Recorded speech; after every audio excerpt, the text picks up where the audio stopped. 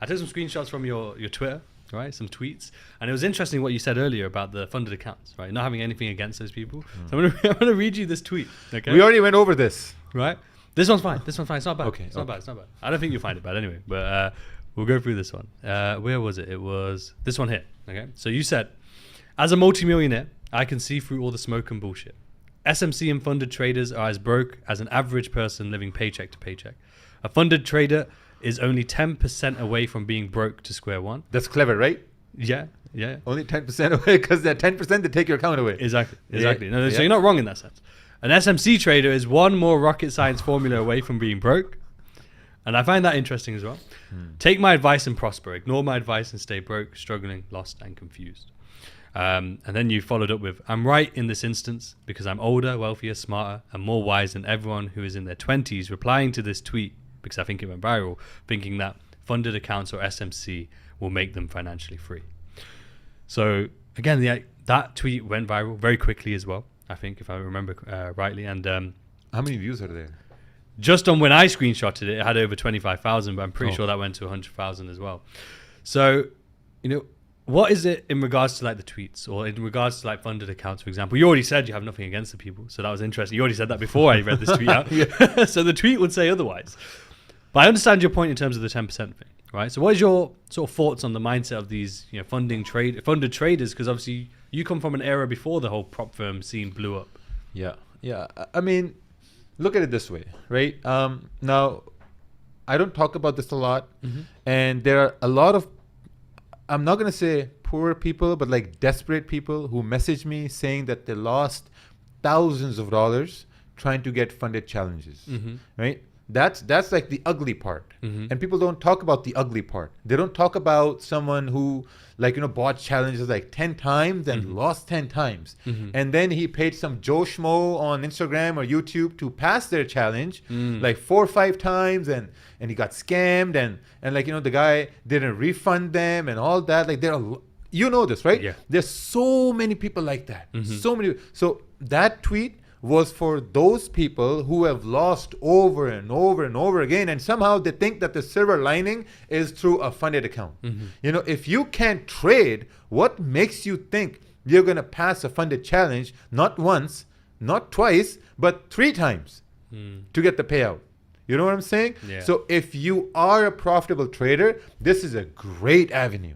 You're profitable, you're poor. Well, I'm not going to say poor. You're not that financially, maybe stable. Yeah, exactly. If you're not financially stable, then, and you know how to trade, if you've withdrawn money on your small baby accounts, maybe that's the best thing for you. Because you can get a $100,000 account, $50,000 account, and you can say, okay, you know what?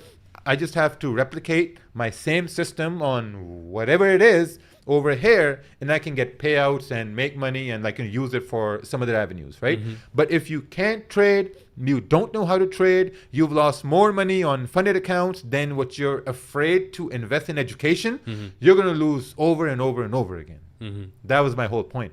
But the thing is that people don't look at it that way, which is why I also added, I'm wiser, older, and much smarter, because I can read between the whatever situation there is, there's an ugly part and there's a beautiful part.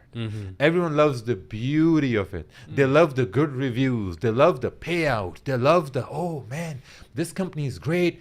They paid me. My Twitter is flooded with people promoting funded firms now. Yeah. Right? Twitter has changed now, yeah. Yeah, right? So that's what people see. People don't see how many of them have lost money, and now, people have lost their savings in trying to pass funded challenges. So this was for those people. But, people want to, what they do is they look at things from their own narrative. Okay, yeah. That's all there's to it. They look at it from their own narrative, and if it suits them, they're like, okay, you know what? This is what he's saying. Raja is bad. This is what he's saying. They tell their buddies about it. Oh, look what Raja said. What does that do? It drives more views. It drives more publicity. To who? Raja Banks. Right? That's it, yeah. Because that's why a lot of people are confused. A lot of people think, Raja must be like this all the time. He must be like that because they don't know you, right? And it's not like I know you, on a personal basis. I got to know you a little better by having our last interview, spending a little time after, and little text back and forth. But that's why I still don't know you. I couldn't sit here and say, I know who Raja Banks is. Yeah. I know you because I don't know your family life. I don't know. I haven't spent time with you for months and months. That's how you really get to know. So I haven't lived with you. That's probably the best way. Yeah, exactly. Though I'm sure it would be exciting. Maybe you'll invite me someday. Who knows? But maybe I'm going to say, oh man, I don't like this Riz guy, man. After today, I don't know. But no, I appreciate that though, because I think you said something really profound there that people should really sort of take on board, which is it's easy to just see the positive. It's easy just to see the good things, right? And I like the fact that you said, hey, there is a good opportunity there, because that was one of the questions actually that someone said. They said that you hate unfunded traders or funded accounts and prop firms. But if, let's say, you were to go back in your journey and you had zero or you had very small capital and you wanted to scale, would you use a prop firm to be able to do that if you were starting again? I guess we'd never know. Yeah, I guess so. That's true. But at the same time, here's my advice. Here's my advice for all those who really want to go through that. And this is something people don't want to do, right? This is for anyone who has a $500 account or maybe a $200 account. This is for you guys. Are you ready? This advice. Start with your small account, right? Trade that account for a month or 2 months. That's all what you got to do. Trade that account for a month or 2 months, 1 or 2 trades a day. Everything that I say, you may not want to believe it, you may not want to implement it, but if you implement these 2 things I'm about to tell you, your trading journey will change drastically. It's crazy. 1 or 2 trades a day and 1 or 2% risk per trade. That's it. That's all what you got to do. So if you implement this on your small account, $500 account, you take a trade, right, and you revise that trade, you're going to learn more about how the market moved. Because if you lose the trade and you go over that trade instead of trying to say, oh, I'm going to avenge the market again and I'm going to see if I can make this loss back, that's not the way to go, right? You lose a trade, perfect, fine, no problem. Let me see if there was a way I could have lost less, right?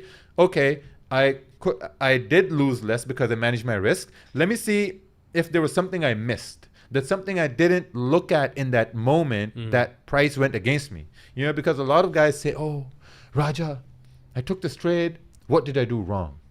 Whenever you say, what did I do wrong? You're victimizing yourself. You're like, I'm a victim of something bad. You didn't do something wrong. You probably didn't look at properly where the market was heading, right? So you go through that, do like 1 to 2 trades a day, $500, and withdraw the fee you need for a funded account. If you can withdraw the fee you need for a funded account, you've proven to yourself you can manage risk, you can manage your trades, you're able to make profit, and you can withdraw money. Once these 4 pillars of trading are complete, then when you get a funded account, that journey will be way easier than everyone who's losing all day and complaining, oh, Raja hates everyone. No, well, that is solid advice. Very solid advice. Plus, obviously, now you're using to pay for it money that you've profited. So it's essentially like a break-even journey. It's free money. Yeah. There's nothing out of your pocket. Everything is out of your mind because you're using your own knowledge to decipher why price moved a certain way, how you could have managed risk, and now you have a funded account, you're more confident.